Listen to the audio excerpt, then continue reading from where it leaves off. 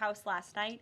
This important legislation was championed and guided through Congress by our wonderful First Lady, Melania Trump, including through her direct advocacy on behalf of survivors during her passage efforts. The Take It Down Act criminalizes the publication of non-consensual intimate imagery and requires social media and similar websites to remove such content within 48 hours of notice from a victim. The First Lady thanks all those who voted in favor of this important legislation, and the President looks forward to signing it when it arrives on his desk. Today officially marks 100 days of promises made and promises kept by President Trump. This has truly been the most historic start to a presidency in American history. After building the greatest economy in the world in his first term as president, President Trump is in the process of doing that all over again. The American people trust in President Trump. Since his first day in office, President Trump has focused on defeating the Biden inflation crisis, bringing down the cost of living, and making the United States the best place in the world to do business, invest, create jobs, and innovate. And President Trump's efforts are working. 345,000 jobs have already been added since the start of President Trump's term.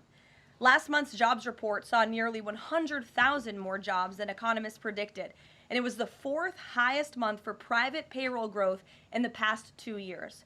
9,000 manufacturing jobs have been added to the economy already. This is a sharp contrast to the 6,000 manufacturing jobs that were lost each month in the final 2 years of the Biden administration. The U.S. employment rate remains at historic lows.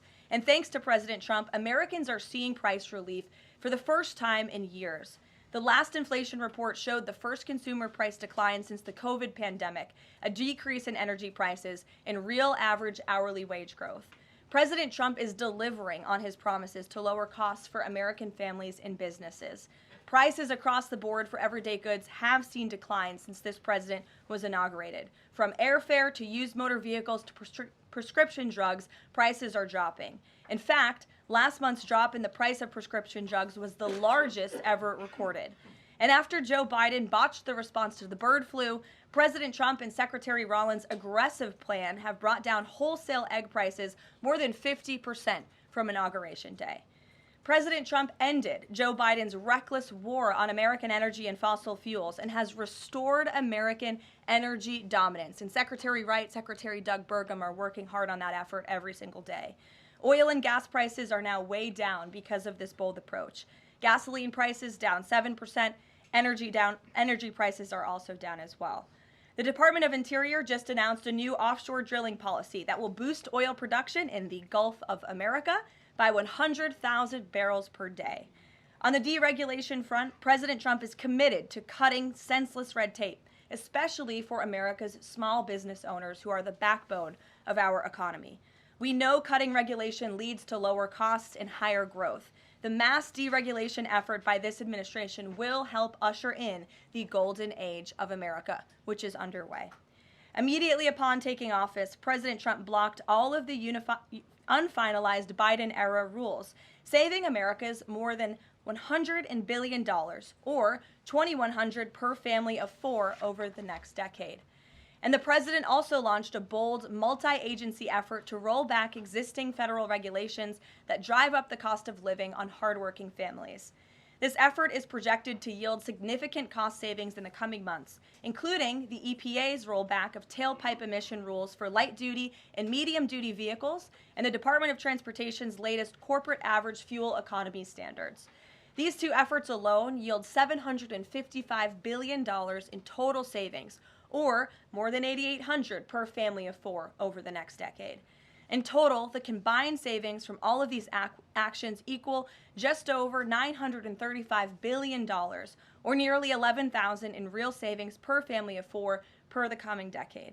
The press is not talking nearly enough about the positive impact of President Trump's deregulation campaign. And investments from the biggest companies and countries in the world are pouring in under this president. So far, total investment commitments under the Trump administration have reached more than $5 trillion, including $500 billion from Apple in U.S.-based manufacturing and training, $500 billion from NVIDIA in AI infrastructure, $100 billion from TSMC and US-based chips manufacturing, and the $500 billion private investment by OpenAI, Oracle, and SoftBank in AI infrastructure as well. All of these investment commitments are estimated to generate at least 451,000 new high-paying jobs for American workers and families. At this point, President Trump has secured more investments in the United States of America in 100 days than Joe Biden did in 4 years.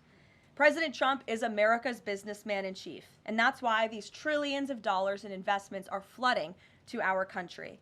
The business community is bullish on America because President Trump is back in charge. Tomorrow, the president will host CEOs and leaders from several companies that have made these investments to tout their historic commitments to our country and encourage others to follow suit. Under President Trump, there has never been a better time to invest in America. And the president finally said enough is enough and refused to allow America and our workers to be ripped off any longer on trade. President Trump implemented powerful tariffs to end the era of economic surrender and to rebalance America's trading agreements. More than 100 countries have already come to the table looking to offer more favorable terms for America and our people. There has never been a president who has created his own leverage like this president, and we are just getting started. Republicans in Congress are getting very close to passing President Trump's One Big Beautiful Bill, which will include the largest tax cuts in American history, strong border security measures, major military advancements, dramatic deregulation, and common sense spending reforms. As President Trump has said before, the best is yet to come. For more on President Trump's economic successes so far and the plans ahead, I want to pass it off to our incredible Treasury Secretary, Scott Bessent, who is here today, and we will open it up to questions. In our new media seat, we have Brendan Peterson, the financial services reporter for Punchbowl News. Punchbowl News covers power, people, and politics based in Washington, D.C., laser focus on Capitol Hill, the politics of legislating, founded in 2021, and it is the first newsletter that Capitol Hill and the White House reads every morning in the middle of the day and throughout the evening. Thanks for being here with us, and we'll start with you today. Thanks so much for being here. I have a question for Secretary Bessent. On tariffs, the president said over the weekend that we are hoping that maybe tariff revenues could replace income tax. But we also keep hearing about the deals that the administration is pursuing. So my question is, what is the White House's ultimate objective here? Do you want to have long-term tariff revenue or deals that might reduce those tariffs? I think it's a combination of both. So we're going to take in long-term tariff revenue. We put a process in place. We have 18 important trading relationships. We will be speaking to all of those partners, or at least 17 of them, over the next few weeks. Many of them have already come to Washington. What President Trump is referring to is the ability for tariff revenue to give income tax relief. And I think there's a very good chance that we will see this in the upcoming tax bill. The president campaigned on no tax on tips, no tax on Social Security, no tax on overtime, and the restoring interest deductibility for autos, for American-made autos. So tariff income could be used for tax relief on all those immediately. So you think that there is a role for significant tariff revenue in U.S. fiscal policy? I think that it is something that got put away a long time ago, and I think that tariffs will bring back American manufacturing and generate substantial revenues. On manufacturing, we've seen some pretty grisly surveys this month from the Philly Fed, which saw the biggest drop since May of 2020, and the Dallas Fed, similar plunging outlook, poor shipping orders. What are American manufacturers not understanding about your push for onshoring in the U.S.? Well, I think I was in the investment business 35 years, and I learned to ignore the survey data and look at the actual data, and the actual data has been quite good. The job data is good. Americans keep spending, and as Karoline said, we have these incredible commitments to bring manufacturing back on shore with record investment by domestic corporations and foreigners who want to come into the U.S. Thank you so much, Caroline. Thank you, Mr. Secretary. The Chinese continue to say that the U.S. and China are not engaged in any consultation or negotiation on tariffs. You recently said you've talked to your counterpart, but more about, quote, traditional things like financial stability. So can you clarify, is the administration talking to Beijing specifically about tariffs or not? Well, we're not going to talk about who's talking to whom, but I think that, over time we will see that the Chinese tariffs are unsustainable for China. I've seen some very large numbers over the past few days that show if these numbers stay on, Chinese could lose 10 million jobs very quickly, and even if there is a drop in the tariffs, that they could lose 5 million jobs. So remember that we are the deficit country. They sell almost 5 times more goods to us than we sell to them. So the onus will be on them to take off these tariffs. They're unsustainable for them. And they are saying you guys are not talking about it. So is that true? Look, they have a different form of government. They're playing to a different audience. So I'm not going to get into the nitty-gritty again of who's talking to whom. But as I said, I believe for the Chinese, these tariffs are unsustainable. And very quickly, 2 days ago, you said you didn't know if President Trump had spoken to Xi Jinping. Do you know now? Again, I would say Karoline and I have a lot of jobs around the White House. Running the switchboard isn't one of them. Bloomberg, go ahead. Secretary Bessent, thank you so much for being here this morning. You've talked about the importance of giving investors certainty when it comes to the market, yet the Trump administration is continuing to negotiate several complex trade deals in a very sort of compressed time frame. When do you expect you'll be able to give the market some certainty around those deals? Do you have a deadline? Is it the 90-day pause? What are we looking at here? Good question. And I think one thing that has been a little disconcerting for the markets is, President Trump creates what I would call strategic uncertainty in the negotiations. So he is more concerned about getting the best possible trade deals for the American people. We had 4 years of bad deals for decades of unfair trading, and we are going to unwind those and make them fair. What we are doing is we've created a process. I think the aperture of uncertainty will be narrowing, and as we start moving forward announcing deals, then there will be certainty.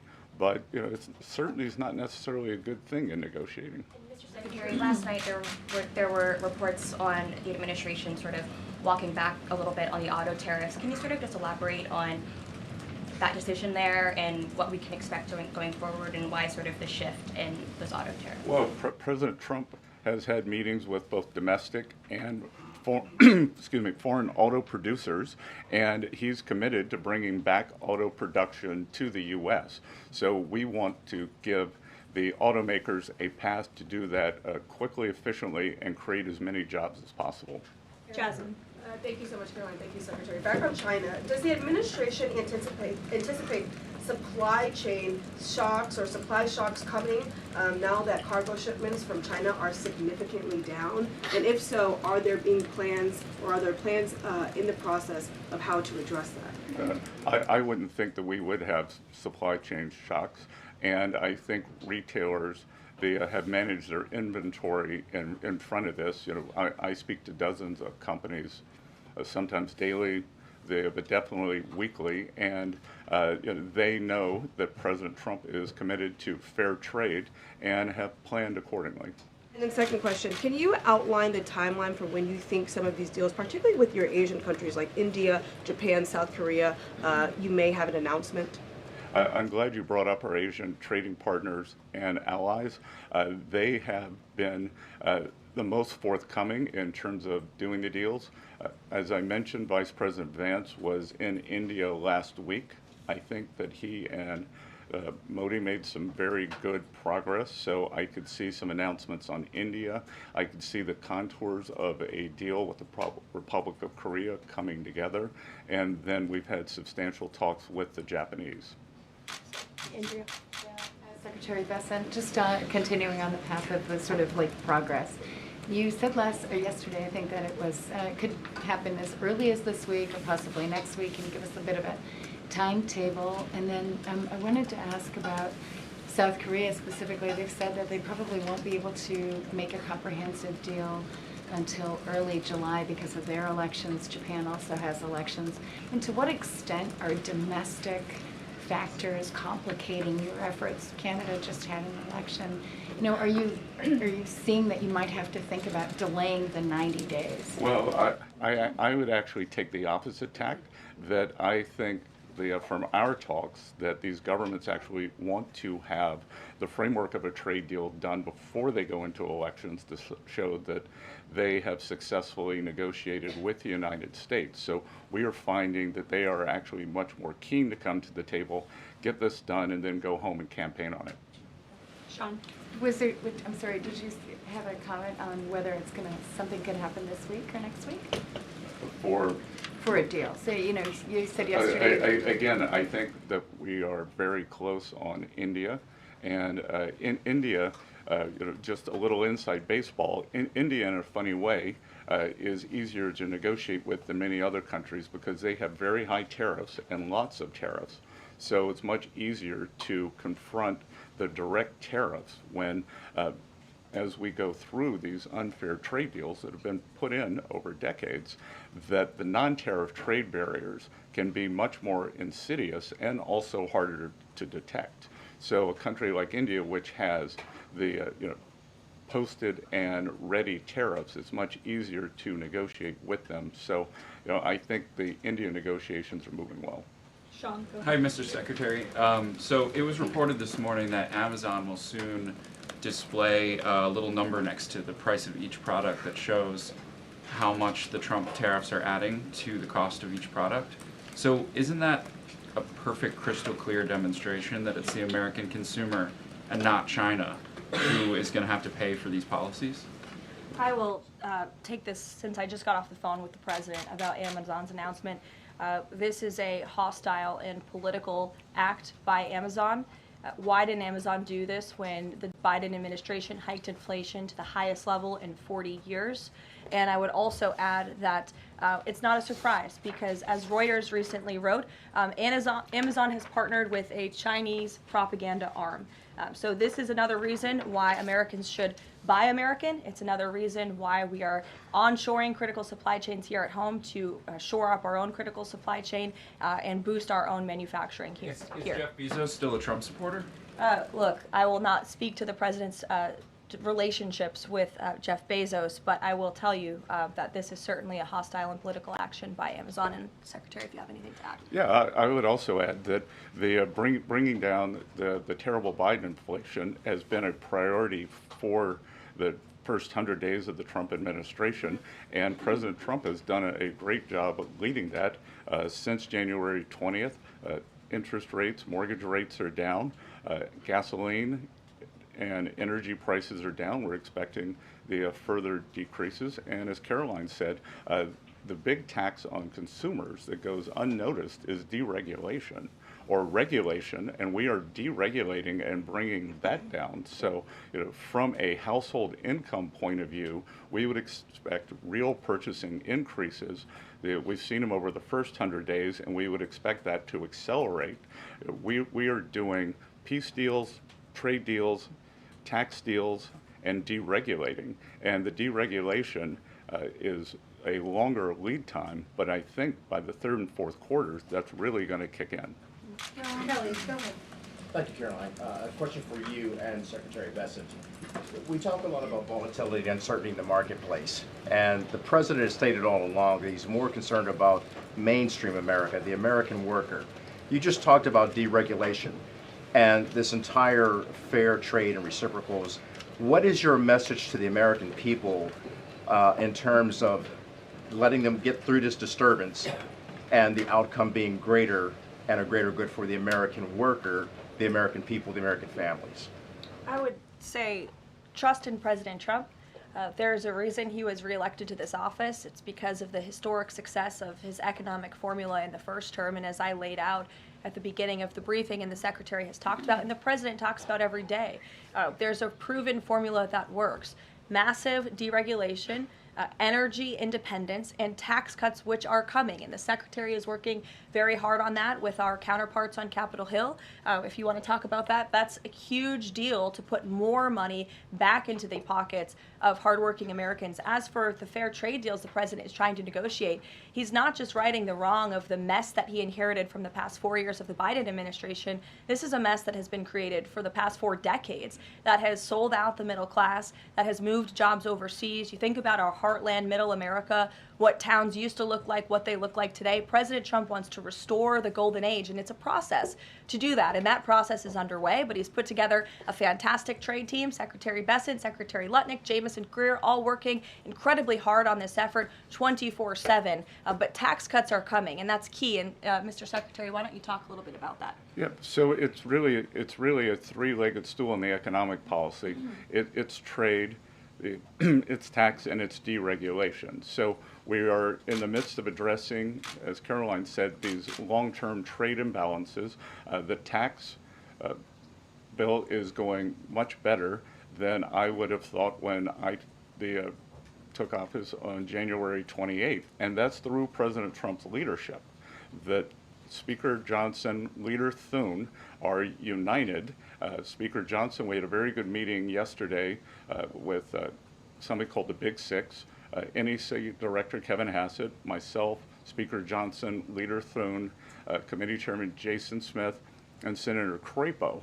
And the tax bill is moving forward. It is going to give permanence to the 2017 Tax Cuts and Job Act, which will, back to the question on certainty, it will give American business certainty, it will give American people certainty, and then President Trump is also adding the things for working Americans that is talked about earlier: no tax on tips, no tax on overtime, no tax on Social Security, making auto payments deductible. So that will substantially address the affordability crisis. And the other thing that I would note, and back to data, is that the Vanguard, one of the largest money management firms in America, said that over the past 100 days, 97% of Americans haven't done a trade. And in fact, individual investors have held tight while institutional investors have panicked. So individual investors trust, investors trust President Trump. Megan, in the back. Thank you both. Can you detail for us exactly what we should expect as far as relief on the auto tariffs front? And then further, Mr. Secretary, should we expect other industries to also get relief the way we've now seen for auto and tech as well?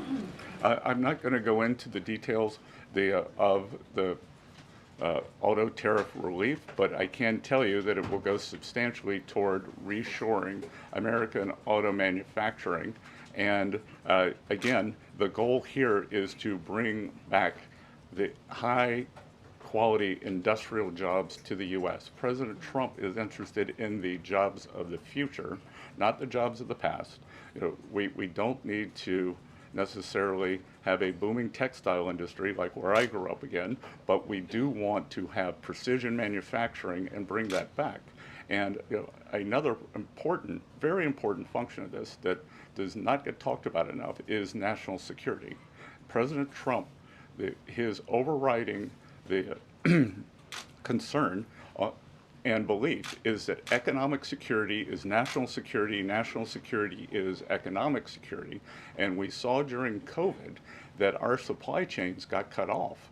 And we need to bring back a lot of those supply chains, whether it's in semiconductors, medicines, the steel, and we have to onshore those. So it's a combination of making trade free and fair and remedying this gaping national security hole that he was left with. If I could on China. I would just add, Megan, the president will sign the executive order on auto tariffs later today, and we will release it as we always do. Go ahead. Secretary, any updates on the negotiation with the European Union, and is it hard to negotiate with the European Union? Pardon? Do you have any updates on the negotiation with the European Union? I'm more involved in the Asian negotiations. My observation would be, goes all the way back to Henry Kissinger's statement, when I call Europe, who do I call? So we're negotiating with a lot of different interests. Some of the European countries have put on an unfair digital service tax on our big internet provider. France and Italy, other countries, Germany and Poland, don't have that. So we want to see that unfair tax of one of America's great industries removed. So it's going to be a give and take.